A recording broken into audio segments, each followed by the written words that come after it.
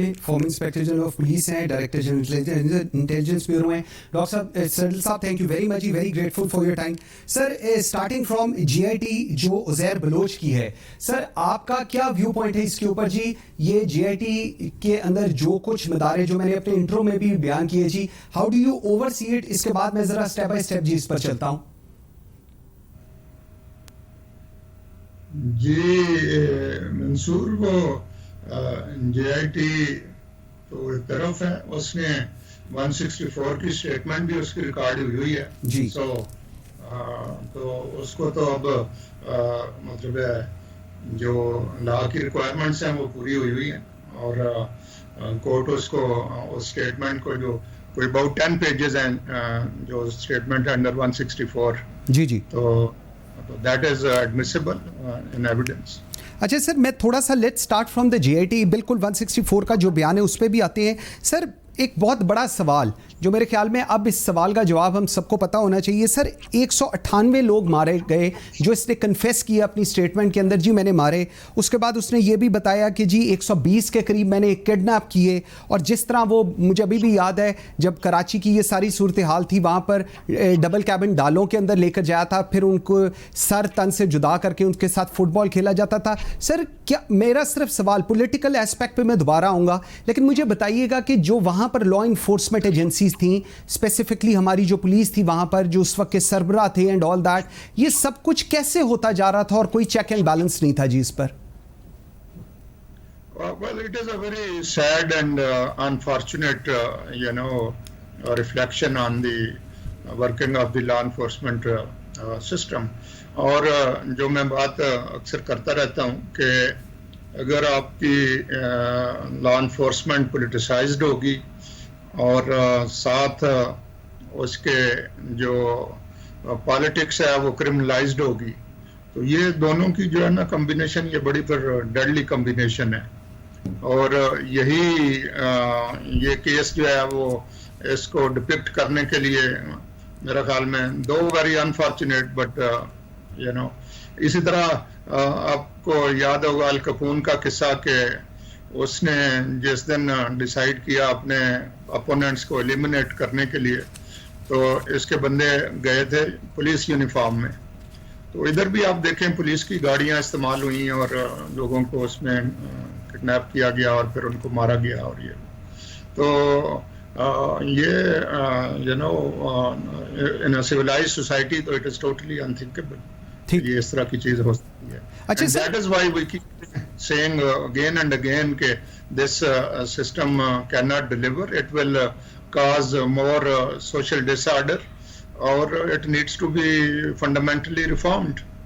Agreed agreed. अच्छा, एक चीज़ sir जो थोड़ा सा मैं इस पे डिटेल में इसलिए जाना चाह रहा हूँ बिकॉज इसके अंदर पॉलिटिकल अदारों के अलावा जो हमारी एडमिनिस्ट्रेशन और लॉ इन्फोर्समेंट एजेंसीज हैं उनके ऊपर एक बहुत बड़ा सवालिया निशान आता है इन दोनों GITs को लेकर। सर, ये किस तरह मुमकिन है, मुझे आप बताइएगा, आप क्योंकि IG सिंध भी रहे, आप DIG कराची भी रहे। सर, SHOs एक दहशतगर्द, एक लुटेरा, एक डाकू, एक कातिल किस तरह लगवा सकता है किसी भी सूबे के अंदर जी? नहीं, वो बिल्कुल लगवा सकता है ना, अगर उसका जो पॉलिटिशियंस ऑफ द डे हैं अगर उनके साथ ताल्लुक है उसका, तो क्यों नहीं लगवा सकता? तो हर बंदा जो एक्सटेनियस इन्फ्लुएंस जो है वो एक्सरसाइज कर सकता है, वो यही काम करता है ना कि SHO अपने लगवा लिए, जो ज्यादा तकड़े हुए हैं उन्होंने DSPs लगवा, रूट टू दैट। ठीक। अच्छा, इसमें सर एक और सवाल आता है, मैं आई एम सॉरी, मैं थोड़ा सा हार्ड क्वेश्चंस होंगे बट आई रियली वांट कि हम लोगों को इनके जवाब अब आने चाहिए जी। सर, कितना इम्पोर्टेंट है कि मैं IG सिंध रहूं, कितना इम्पोर्टेंट है कि मैं CCPO कराची रहूं, अगर मेरे होते हुए वहाँ पर कत्लो गारत भी हो, मेरे होते हुए वहाँ पर लोगों की गर्दनें भी काटी जाएं, मेरे होते हुए पुलिस को एक तमाशा और किसी के घर की बांदी समझा जाए? सर, कितना इम्पोर्टेंट है ये?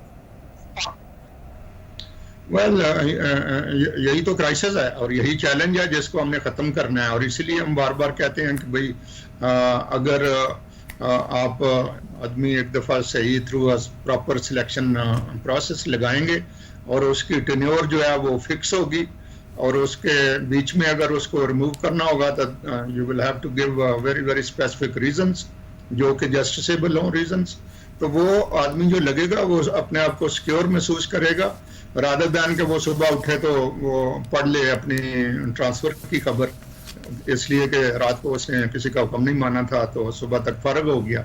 मतलब फंडामेंटल इश्यूज तो ये हैं। अगर बंदे को पता हो कि भाई कम वक्त में मुझे तो कुछ नहीं होने वाला। अब मैं इधर था as federal tax ombudsman, I was absolutely secure, और मुझे पता था कि गॉड फॉरबिड कोई एक्सीडेंट हो जाए तो और बात है, वरना मैं 4 साल अपना टेन्योर पूरा करूंगा। तो फिर आप 4 साल के लिए प्लान भी करते हैं, फिर आपका अकाउंटेबिलिटी साइड पे भी तवज्जो देते हैं। और अगर डे टू डे आप चल रहे हो तो most of us come to the political pressures, unfortunate है ये, but that is the reality. आप जो बात कर रहे हैं होना वही चाहिए कि it is not at all important, चाहे आप एक दिन के लिए भी रहें, आप stay in furtherance of the rule of law rather than के in creating such a situation कि जो हिस्टोरिकल बात हो जाए कि भाई ये हुआ फलां के वक्त। ठीक, अच्छा सर, वेरी अनफॉर्चुनेट। ठीक, अच्छा सर, थोड़ा सा मुझे जीआईटी का बताइएगा लीगली। ये जीआईटी की जो रिपोर्ट्स आई, जो पहले जीआईटीज आई, मैंने आपसे इस्लामाबाद में भी हमने प्रोग्राम किया था, तब शुगर की जीआईटी आई थी एंड ऑल दैट। सर, ये GIT reports in front of court, in front, उनकी क्या पोजीशन है? Where do they stand actually? देखिए, ये है कि अगर तो जेआईटी वो एस्टैब्लिश की गई है under section 19 of anti terrorism act जी, एटीए के तहत, तो हाँ, फिर तो वो एज पर लॉ है, उसमें कोई इशू नहीं है, और उसकी जो फाइंडिंग्स हैं वो एडमिसिबल हैं in the court of law. तो अगर कोई उसके अलावा, और उसमें फिर ये भी है कि आपको कॉमर्स एजेंसीज के भी हो सकते हैं। सो ये एटीए एक्ट में अमेंडमेंट करके तो जो जेआईटी है उसको लीगल बेसिस प्रोवाइड की गई थी, और so legally it is okay as long as the law, operative law is ATA. ठीक, ठीक। अच्छा सर, जो इसने अपनी स्टेटमेंट दी है, लीगल पोजीशन अगर हम इसकी बात करें, तो ये जो कन्फेशन ऑफ द अक्यूज्ड है इन फ्रंट ऑफ पुलिस कस्टडी या जीआईटी, इसकी क्या स्टैंडिंग होती है जी, अगर हम इसका कंपैरिजन करें अलॉन्ग विद द जो स्टेटमेंट ये कोर्ट में देगा जी, अर्लियर जिस तरह आपने 164 को भी मेंशन किया था जी? नहीं, देखें, जो इसकी स्टेटमेंट 164 की है वो तो पुलिस कस्टडी में होना और बात है, लेकिन वो तो रिकॉर्ड की है जुडिशियल ऑफिसर ने, मजिस्ट्रेट ने, और जुडिशियल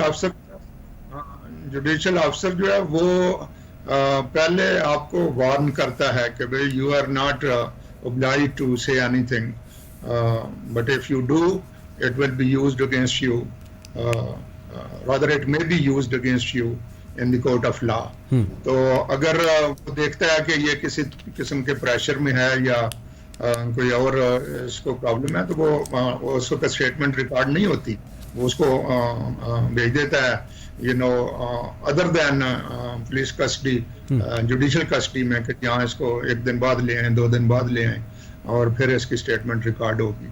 तो वो स्टेटमेंट कन्फेशन बिफोर पुलिस तो वैसे ही नहीं एडमिसिबल, वो तो सारी स्टोरी गलत है। ठीक है, ना उसकी कोई लीगल वैल्यू है और ना हमारा लॉ देता है, और इस पे कई दफा डिबेट होती है कि देखें, आप रास्ते में गुजरता हुआ एक आम आदमी है, उसके सामने अगर उसने कोई बात कर दी हो तो उसकी एडमिसिबिलिटी रखते हैं, लेकिन इधर इवन सीनियर ऑफिसर जो हैं उनके सामने भी बात हुई हो तो आप कह देते हैं कि नहीं जी, ये एडमिसिबल नहीं है। ठीक है, और ये हमें जो हमारे कॉलोनियल मास्टर्स थे वो ये इधर छोड़ के गए हैं। अपने मुल्क में तो उनके कांस्टेबल जो स्टेटमेंट लिख लेता है उसी पे कन्विक्शन हो जाती है, बिल्कुल ऐसे, बट नॉट हियर। अच्छा सर, मुझे एक चीज बताइएगा, दोबारा फिर वो निज़ाम, इनको इतना इक्विप्ड किया जाता है, इनको डे बाय डे मजीद डिरेल किया जा रहा है ताकि they should not be up to the mark, why it's so? नहीं, वो तो देखे ना, एक वाइडर डिबेट है और जो वाइडर क्राइसिस है उसका ये हिस्सा है। भाई आप जो कैपेसिटी बिल्डिंग पुलिस की करनी चाहिए वो आप करते नहीं हैं। पुलिस को आपने उस स्टेज पे रखा हुआ है कि ये हमें सारी बातें जो है ना ये लिंक्ड हैं with operational neutrality and independence of police. ठीक। अगर आप देखें ना, आप ऑपरेशनली किसी के कहने पे चल रहे हैं तो बताएं वो किस तरह की, वो तो it is total negation of law enforcement. उसको लॉ एनफोर्समेंट कहना ही जो है वो मजाक है एक।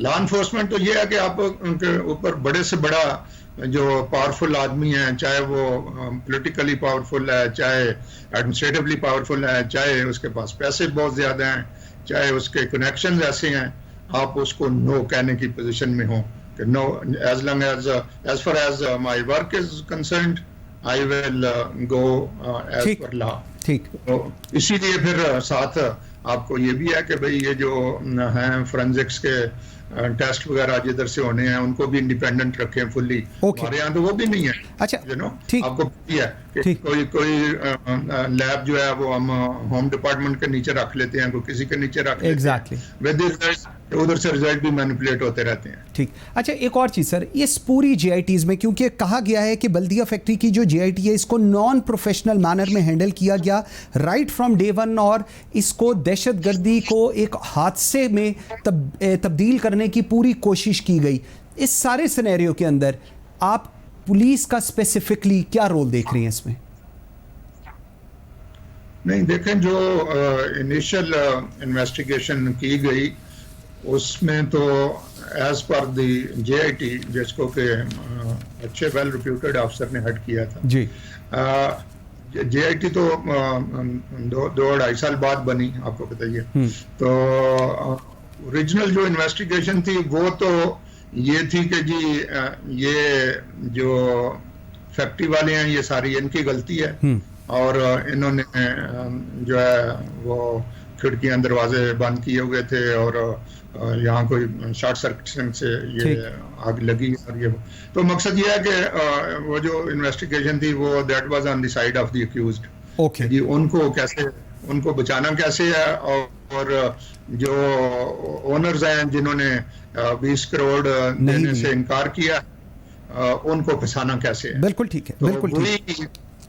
वही जो रिपोर्ट थी फिर 173 की वो चली गई कोर्ट में, और कोर्ट ने तो उस पर काम शुरू कर दिया था। ठीक। ये तो फिर काफी अरसा बाद ये 160 अपना ये जेआईटी बनी और जेआईटी किया गया। ठीक है डॉक्टर साहब, बिल्कुल ठीक है। डॉक्टर शुएब सैडल साहब, थैंक यू वेरी मच जी, I am very grateful for your times. Viewer एक ब्रेक लेते हैं और जिस वक्त हम ब्रेक से वापस आएंगे तो हमारे साथ होंगे परवेज रहीम राजपूत साहब और तहसीन शाह साहब। मेरे साथ रहिएगा।